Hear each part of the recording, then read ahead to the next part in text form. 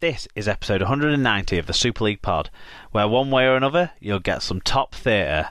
There's the RFL rim job, a blown load in Warrington, and some climactic predictions for the race to avoid or get in the qualifiers. Get strapped in for news, stats, fan reviews and more in your favourite rugby league podcast, the Super League Pod.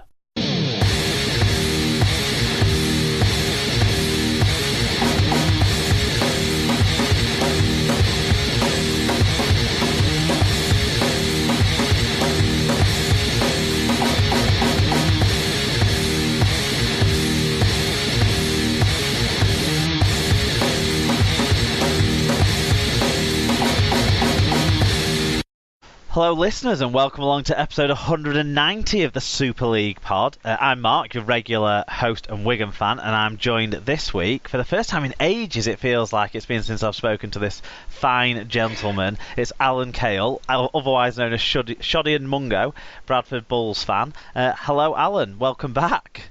Thank you very much. Yeah, it does feel like a while. 4 or 5 weeks, maybe something like that. But yeah, no, it's it's been a while. But yeah, Magic Weekend, you know. I think we've not spoken for over a month. I can't remember, to be honest with you. No, it's been ages. How have you been keeping? Yeah, I've been keeping really well. It can't have been that long actually, because I remember telling you about my degree, finishing that off. So that was early June. Of course. So I might have been after that, yeah, because I've got my result through for that, and that's kind of gone as expected. So 2-1 on that one. Oh, congratulations! That's brilliant to hear. Thank you. Diploma up on the downstairs toilet wall and all of that. Something like that. Yeah. I'm looking at graduation ceremonies and where to go and stuff. So because obviously with it being a virtual university, you can kind of choose where you go. So yeah, I'm thinking Milton Keynes. Just as the home of the OU, I guess. But yeah, so other than that, life's been pretty quiet, really. Watching lots of sport and, yeah, kind of keeping out of trouble. Summer of sport and sunshine, yeah. Well, but that's brilliant. Congratulations. I'm sure you'll get messages flooding in from across the SLP family for your well dones there. Talking of graduations, obviously a few people might have seen on my personal Instagram, maybe on my Facebook too, some pictures. It was Emma's graduation from her masters yesterday, so that was really exciting. I was very proud of her. She was the second up in the whole ceremony, so then I had to clap about another 100 or so people that I didn't know for about just an hour and a half. But it was great, and then we had a little bit of a meal with her parents to celebrate last night, which is why the recording of this week's Super League Pod is a day behind the norm. I've had a busy week, Al. It seems like it. I've been to the Lake District and I've been to Faro in Portugal, to the Algarve, fritting around some beaches there. I got worse sunburn in the Lake District. I've got a real walker's tan line around my lower calf where my boots and socks went up to when we did a bit of a walk in the Lake District. We got the canoe out as well, so all action start to the week and all booze end to the week it was for me, but I had a good week off, and I hope that the show being a day late hasn't upset the listeners too much. Obviously they must have listened last week, Alan, because I didn't get many messages asking where the show was. No, that's true actually. Yeah, I was half expecting some kind of why isn't it here type stuff, but yeah, no. As I said, either the listeners don't give a shit anymore, Alan, and we're just doing it for each other, or they got the word last week and understood. Good stuff. Let's hope it's. I can't remember which one you said first now, but the good one. Well. What we've got coming up on this week's show, for those who've patiently waited, is loads and loads of news on this week. That's going to dominate the show runtime, probably. There's a couple of feedback bits just to pick on before that. We've got fan reviews from all the Super League games, as well as a few other games from the last week, including Origin. There's also some new sponsors for you to support, which you'll hear more about during the show. So that's very exciting. In terms of the couple of little bits of feedback, the more shout outs really this week, in the traditional sense. The first bit is just a reminder about our free giveaway of a signed copy of Gavin Willis's great book about the 1953 All-American All-Stars touring side. It's called No Helmets Required.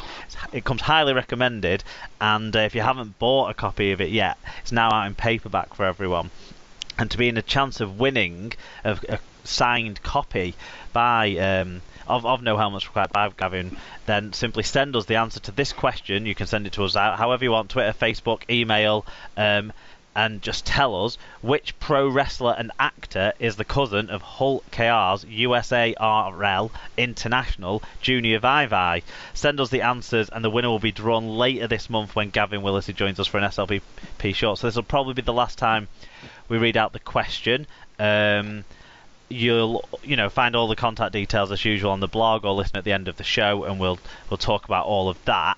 And yeah, if anyone sent in an answer last week, I might not have picked it up. So the week before's ones I got a few people the week before, but the last week I maybe missed it.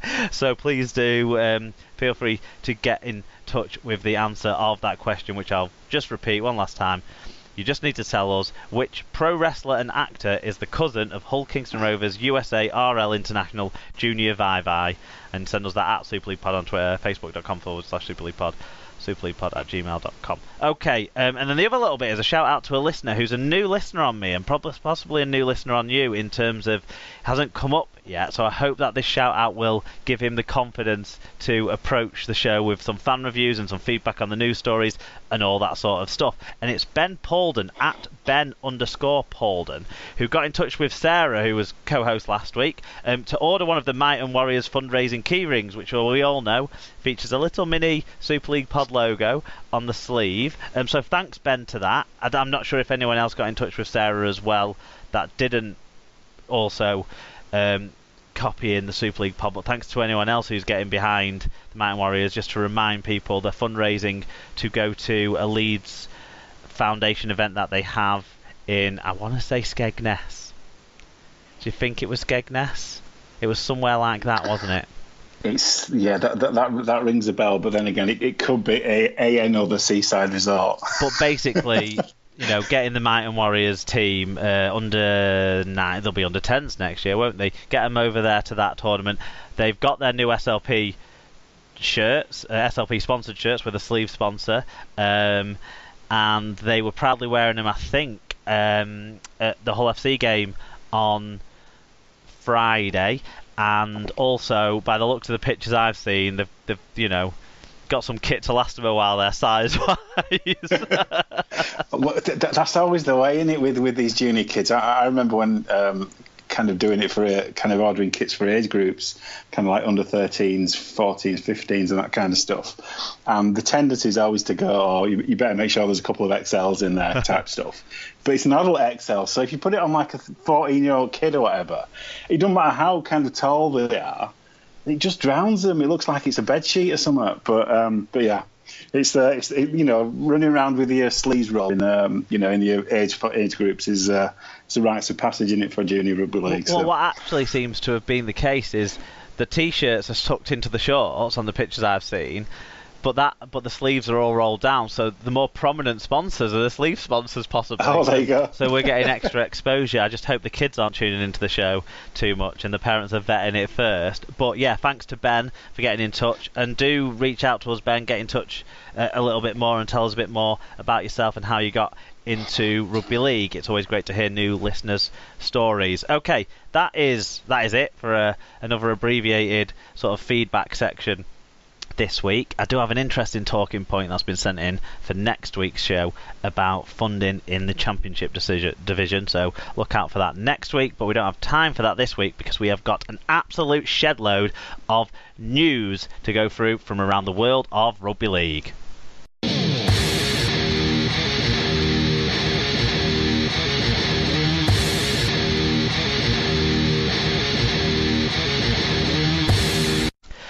News now from around the world of rugby league, sponsored this week by RunDom.Run.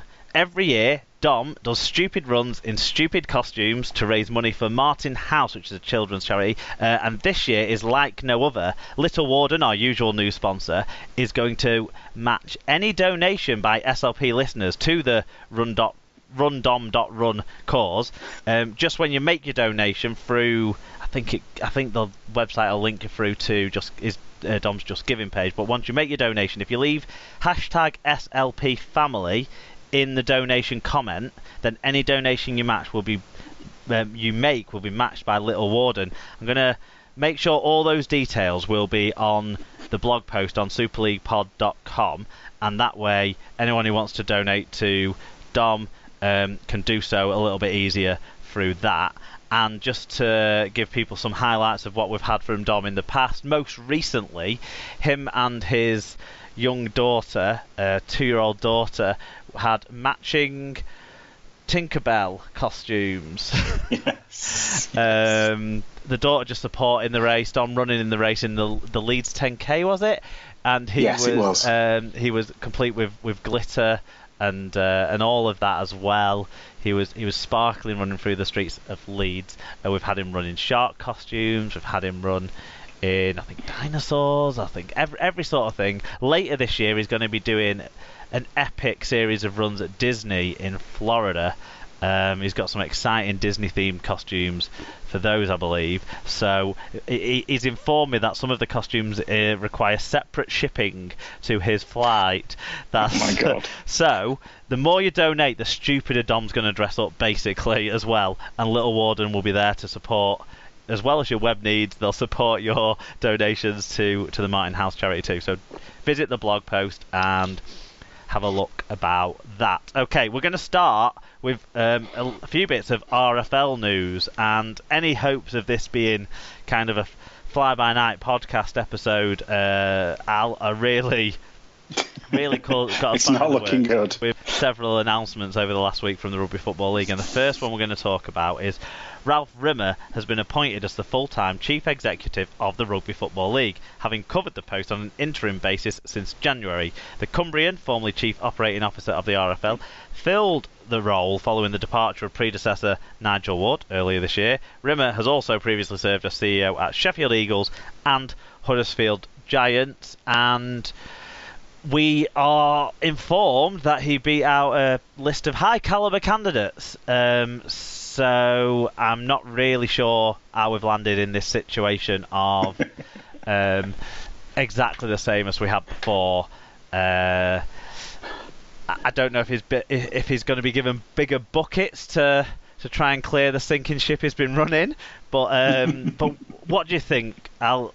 Underwhelmed?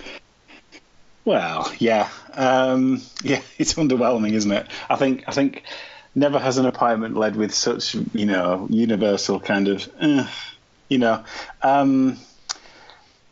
can't really put your finger on anything that's been innovative or particularly exciting or even competent from a governance point of view, really, kind of creating a good organisation, which kind of links to the next story about money. It's just not.